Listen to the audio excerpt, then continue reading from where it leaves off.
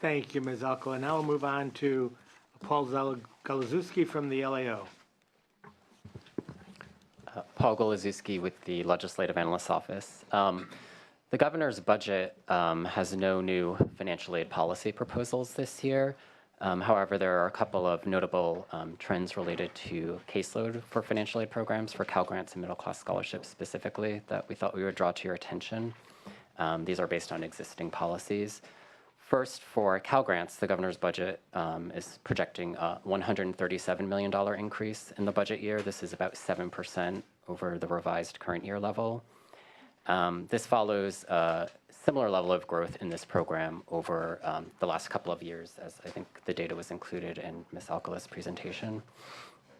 The increase is primarily due to an estimated 6% increase in the overall number of students who are expected to receive Cal Grants, as well as some changes in the estimates of where students will use their awards, since the award amount varies by institution type.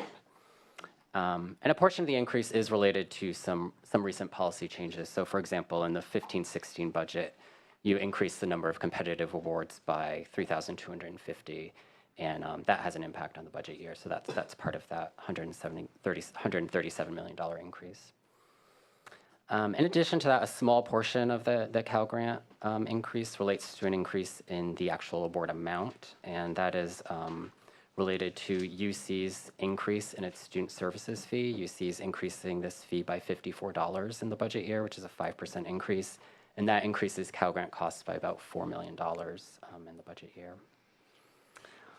For middle-class scholarships, the governor's budget assumes spending at the levels that are specified in statute. When the program was created, appropriations were put into statute rather than having it done through the budget each year. The statutory amounts are $82 million for 15-16 and $116 million for 16-17. We believe there's likely going to be significant savings in the middle-class scholarship program relative to these amounts that are in the governor's budget. As you could see, I think it's on page 7 of the presentation that Ms. Alcala just presented. For 15-16, they offered $49 million in awards and have paid about $40 million. So there's probably going to be several tens of millions of dollars of savings in both the current year and the budget year. And we'll have more refined estimates of what we think the actual savings are at the May revision. Thanks. Thank you, Mr. Goluszewski. Now we'll move to Jack Zwald from Department of Finance. Good morning, Jack Zwald, Department of Finance. As our office discussed at previous hearings, the governor's budget focuses on funding higher education in a way that supports student success. A core component of the administration's approach is maintaining affordability. The budget does that in a number of ways, including controlling costs and funding financial aid for needy students. With regard to a primary cost of college, tuition, this year's budget marks the 5th year that tuition at the state's public colleges and universities will remain flat, but students are still paying more than they were a decade ago. Keeping tuition in check improves affordability of and access to public higher education. The full cost of education goes beyond tuition, however. The total cost of attendance includes the cost of housing, books, food, and other supplies. The Cal Grant Entitlement and Competitive Cal Grant Program, along with new state financial aid programs, continue to make college accessible to thousands of low and middle income students. The budget projects Cal Grant expenditures in excess of $2.1 billion. Along with growth in the Cal Grant Entitlement Program, the budget includes continued implementation of the 2015 increase in the number of competitive Cal Grant awards. Competitive Cal Grants help students who did not meet required academic standards or did not enroll in college after high school graduation.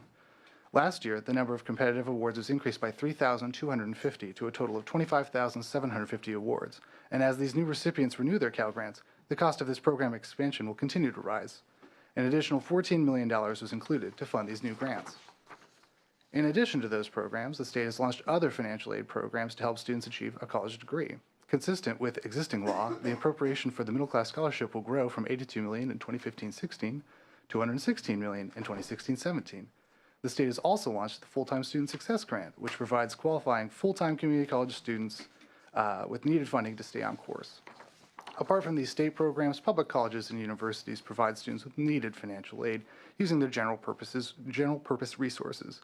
The University of California and California State University systems will disperse nearly $1.8 billion in institutional aid to students. The California Community Colleges Board of Governors will waive 65% of fees, spending about $780 million Proposition 98 general fund. The last issue I would like to touch on this morning is the promise of technology to increase access and reduce cost. Some institutions are looking into the benefits of open educational resources, free textbooks available for anyone's use. These resources lower the cost of education to students. The budget includes $5 million Proposition 98 general fund to support efforts at the California Community Colleges to develop and offer zero textbook cost associate degree programs that use only these free educational resources. We don't often talk about these costs in the same discussions as financial aid, but the administration believes a more holistic discussion is important. In closing, the governor's budget maintains spending on the Cal Grant program, a key entitlement that will help more than 360,000 students earn a degree or certificate in the budget year. The budget also continues to invest in other programs that increase access to college and focus resources on the non-tuition costs of college. The state currently ranks 5th in the nation for lowest student debt load, $21,000 per student compared to $28,000 nationally. The administration intends to continue that focus on these issues moving forward. Thank you. Thank you. At this point, we'll take questions. I've got a couple. First from Ms. Alcala. You mentioned a number of unclaimed or unpaid Cal grants. You're budgeted to pay them all, I assume. So when some are unclaimed, what happens to that funding? For entitlements, we have that permission, but the entitlement for Cal grants is about 64% or so. My understanding is just that it just doesn't come forward. The competitive grant, we're at 92% paid. We think we're going to be at 95, maybe 100%, and that gets paid. For the Dreamers, again, I'm not. Department of Finance could probably respond to that. I know what will happen. I know what will happen to the middle class. Finance respond. Go ahead. Chris Johnson with Finance. So the amount we estimate in the annual budget act is based on the historic paid rates. Yeah. So there isn't we're not budgeting based on the number of awards made, and so there isn't a gap between the number of awards and what's actually paid. So we include an appropriation that is really based on historic trends of what's being paid out. Okay. So with the middle class scholarship, though, we're told by TICAS there might be about $150 million not being used. Is that correct? We haven't estimated that, and we'll have better information at the May revision, but it's likely that there would be some amount that isn't used. For that program specifically, we have included what statute says the appropriation level would be. Okay. So Student Aid Commission doesn't get a single dollar for Cal grants that's not distributed? They're just flow through?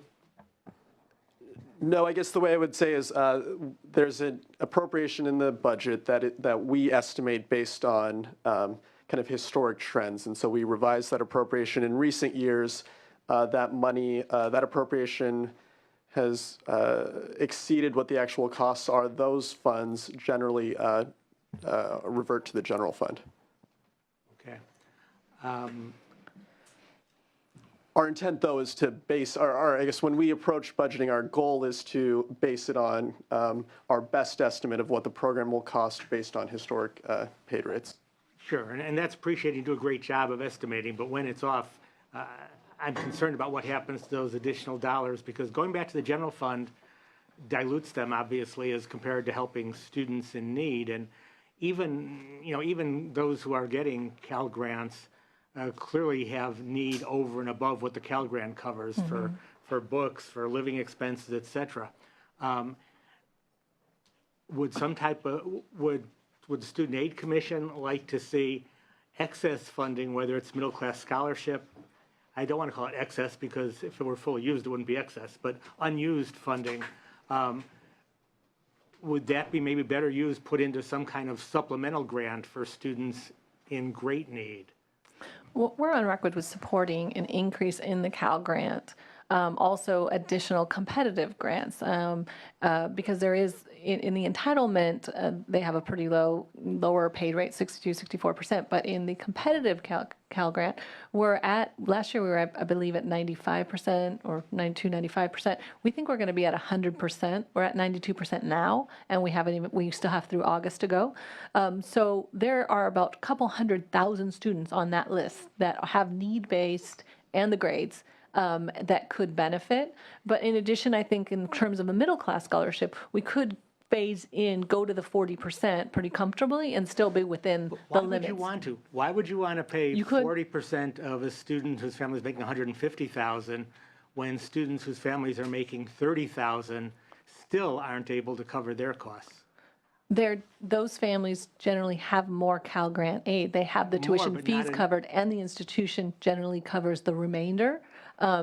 So those students, well, like I mean, we're not. I would like to see all students helped, and on the record. But if there's a $100 million allocation for middle class, for instance, and we just saw that at a 30,000, they're really only given $2,400 in aid. That family, that 100,000 family of four, still has to cover the remainder of that aid.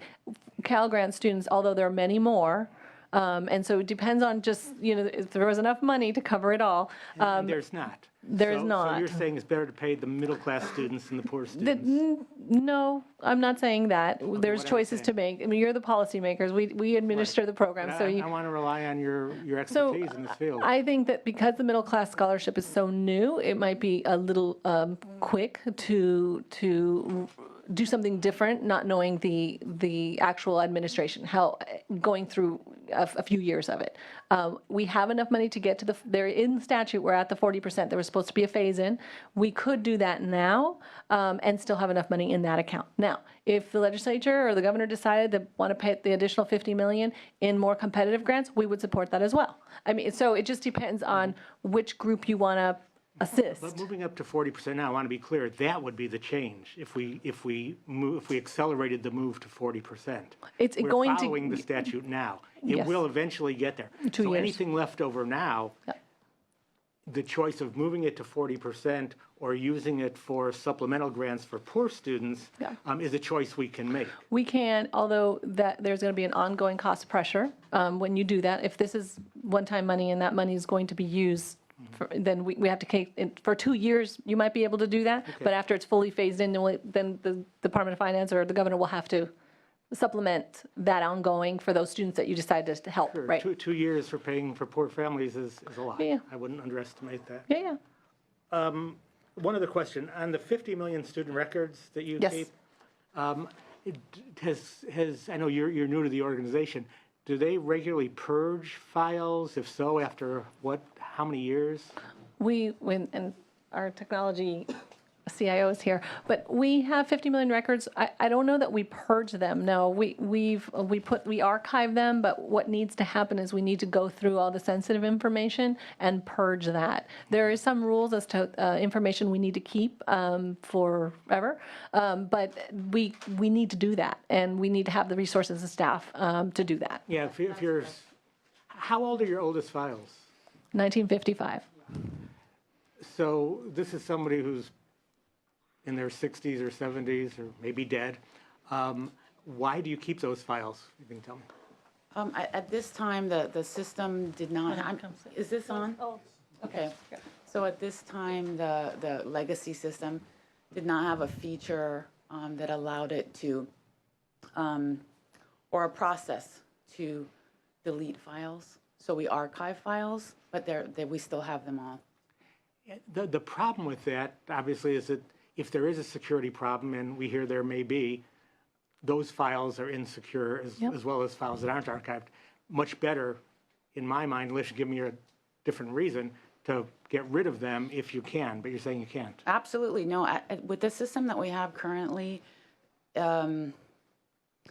we can't do that right now. We are requesting, what we need to do is institute a data governance function within our organization so that we classify and are able to easily identify files that we no longer need. It's just not a part of the legacy system. Okay.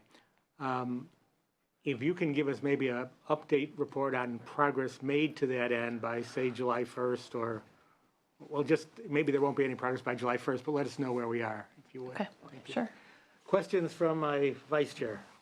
Thank you, Mr. Chair. Thank you, Ms. Alcala.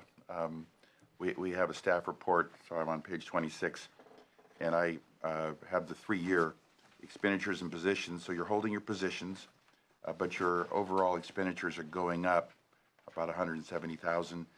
But I see no detail or no explanation as to why that might be the case, and I'm wondering that next year that you provide a little more detail instead of just 3 lines for expenditures. So they're on page 3.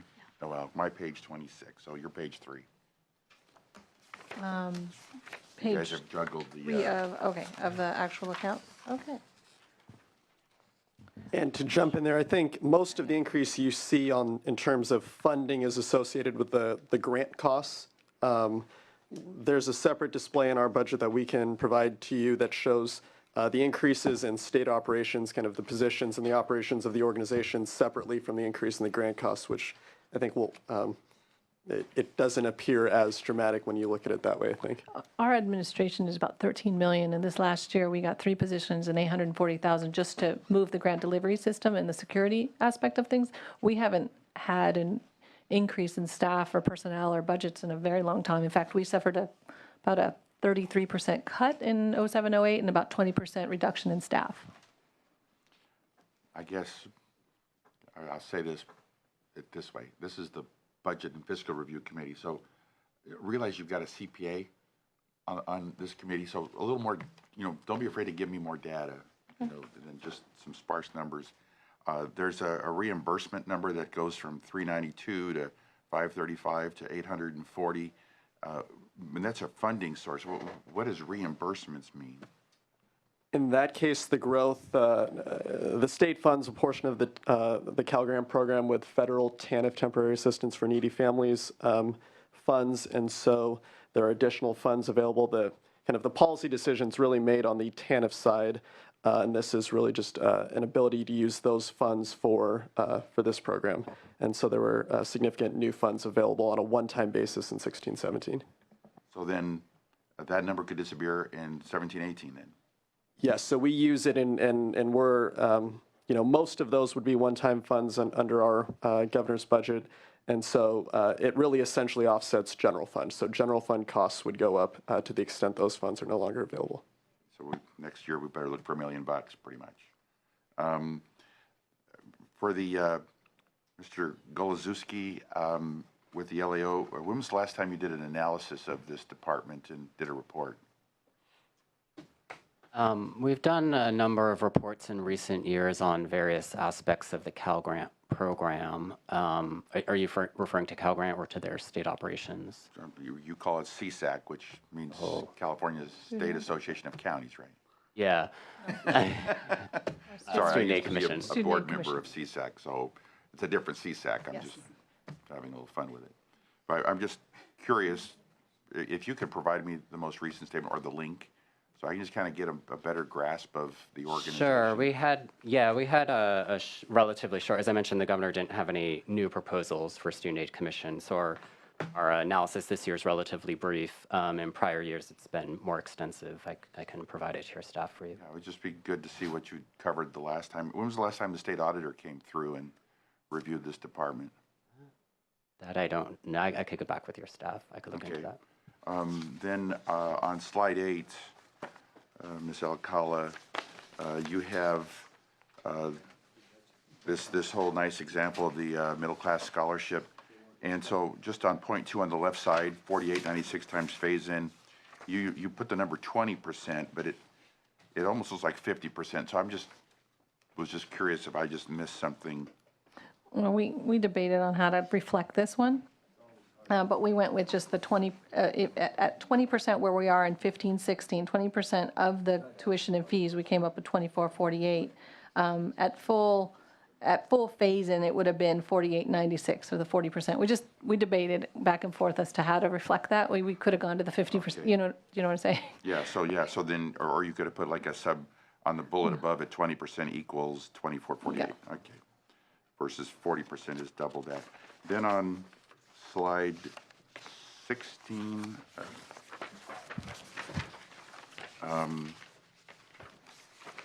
well, yeah, before I get to slide 16, you have this, the term you use is paid rate. And I had fun trying to understand that. Do you sort of build into your formula that you're going to have a number of this kind of regular trend that you won't pay it all?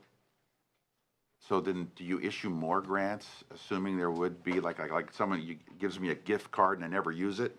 Okay, so there's two versions of the Cal Grant. There's the entitlement and then the competitive. And the entitlement is what it is, and the paid rate is what it is.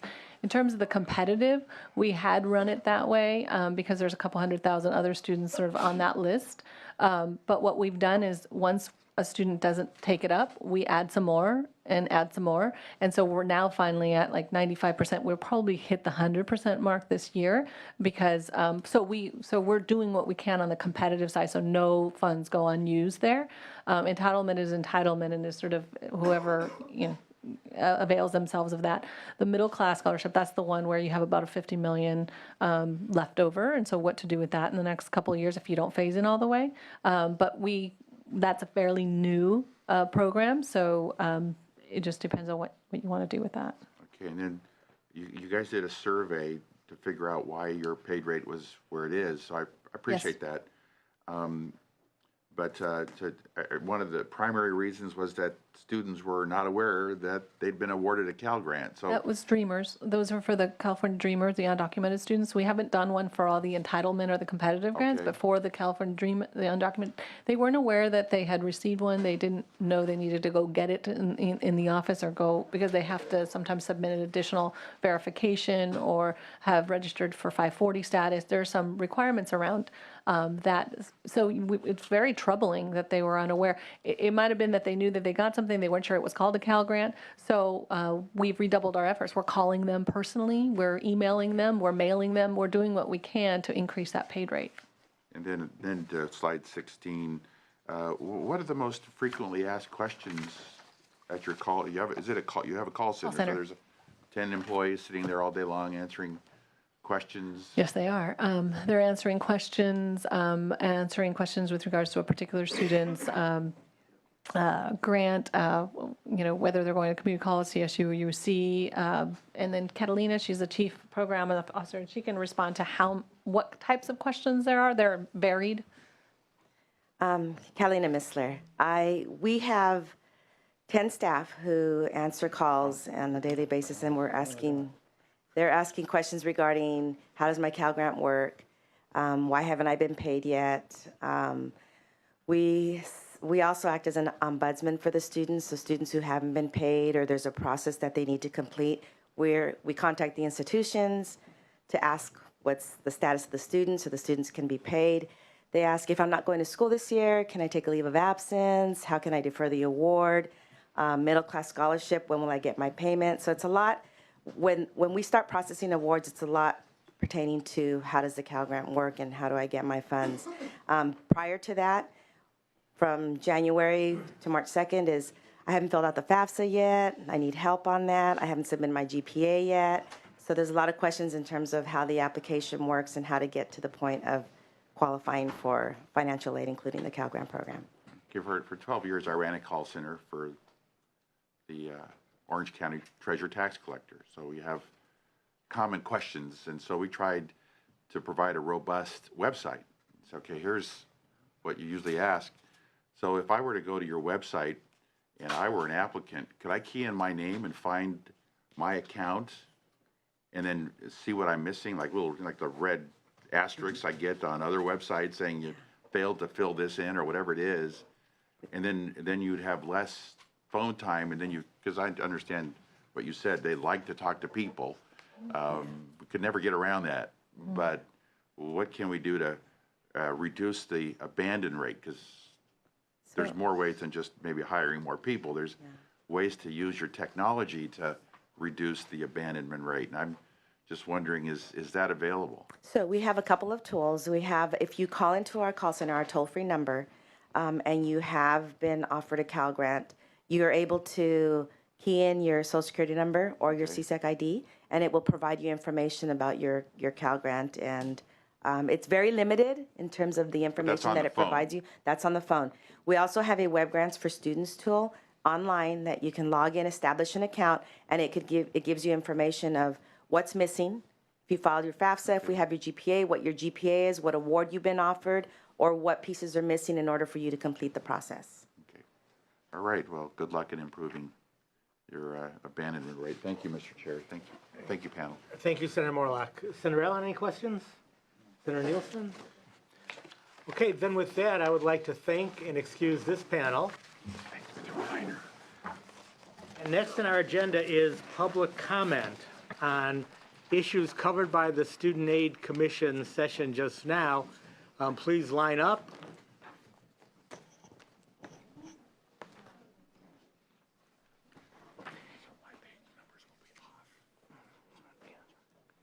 And general public comment, we allow 1 minute per speaker. Again, if you have more than 1 minute to say, you can submit written documentation either today, if you have it with you, to the sergeant, who'll make sure it gets to the committee, or you can send it to the committee anytime in the future. But we do have a strict 1 minute time limit. Again, introduce yourself, any organization you represent, and then begin your comments. First speaker. Hello, my name is Debbie Look on behalf of State Superintendent of Public Instruction Tom Torlakson, here in support as sponsor with Senator Pavley of SB 62, so in support of funding for the Apple program. The superintendent believes that addressing the teacher shortage is one of the most critical education issues before the legislature and is one of his top legislative priorities. We must develop the means to attract and retain a diverse pool of high-ability educators for all students, particularly in high-needs fields and high-needs schools. There's a clear need for the state to make investments in programs such as Apple to encourage the development of a pool of qualified educators to meet the needs of all schools, not only those able to offer greater financial assistance to prospective teachers. On behalf of the superintendent, I urge the committee to support funding for the Apple program on an ongoing basis. Thank you. Thank you. Next speaker. Yeah, my name is Kevin Aslanian with the Coalition of California Welfare Rights Organizations. We support the Cal Grant program. However, if you look over here on page 5, the Cal Grant program is funded with $827 million from the TANF program. TANF program is the AFTC program, now also known as the CalWorks program. This is $827 million that is taken away from 500,000 children on CalWorks living at 21% of the poverty level, and another 500,000 of children who are living at 31% of the federal poverty level. We believe that this money should be funded with the general fund and not out of the mouths of poor children, and also you could use Prop 98 money to fund this program. So please do not harm the children. Thank you. Thank you. Next speaker. Good morning, Erica Romero on behalf of the Association of Independent California Colleges and Universities. We represent the 78 WASC-accredited not-for-profit colleges and universities. First, we educate 43% of all of California's credentialed teachers, and we'd like to support the Apple program among the many programs for the teacher shortage. Second, today we are joined by 4 University of the Pacific Cal Grant students. During the recession, our students took a 7% Cal Grant cut, and next year they are slated to take another 11% Cal Grant cut. Our Cal Grant B recipients have an average family income of $16,000. The Cal Grant A recipients, $40,000. And despite the fact that they are incredibly low income and have as much need as the public students at the public universities, they are facing cuts. And it would cost the state $15 million out of a $120 billion budget to correct that. But our students are here to tell you what taking $1,000 out of their Cal Grant means to them. Thank you. Thank you. Next speaker. Hello, my name is Karina Nunez, and I'm a first year at University of Pacific, majoring in business, HR, and management with a minor in Spanish. Cutting the Cal Grant would affect not only me, but my whole family, as I'm a first-generation low-income student. I currently work 2 jobs to support my family, help them with my personal needs, and with textbooks and etc. from college. Taking away this $1,000 would affect me a lot, because just with work study, the maximum we could get a semester is $1,000. So that would increase how much work I would be able to put, and it would also increase my younger siblings who also dream to go to college, such as myself, and we want to accomplish my parents' dream to be the first in our family to graduate with a a degree, and we would this would affect us, our family as a whole, very much. Thank you. Next speaker. Hello, my name is Raul Mondragon. I am 19 years old. I am a first-year student at University of the Pacific. I'm currently studying sports medicine in hopes of becoming a physical therapist and minoring in Spanish. I'm here to talk about the 11% Cal Grant Cup. This means a lot to my family. My family came here, immigrated from Mexico, for us to have a better future, for my siblings to have a better future, and if this cut does proceed, as it is right now, I've been working since I was 14 years old to be able to help my family survive in this tough times here. Just by cutting the cutting the Cal Grant, it's not only affecting us and the siblings, but the rest of the people who are in hopes of going to college, proceeding to a better career, just like we all do. So, I just please to not cut the Cal Grant. Thank you. Very much. Next speaker. Hello, my name is Joel Montano, and also attend University of the Pacific, and I'm a third-year civil engineering student. And I just kind of wanted to add that, personally, I work on campus. I work at a grocery store, and let me see, for the majority of the Cal Grant students like me, our choices are to increase, our student debt, or sometimes, even work more hours, and all this takes away, time from our study time.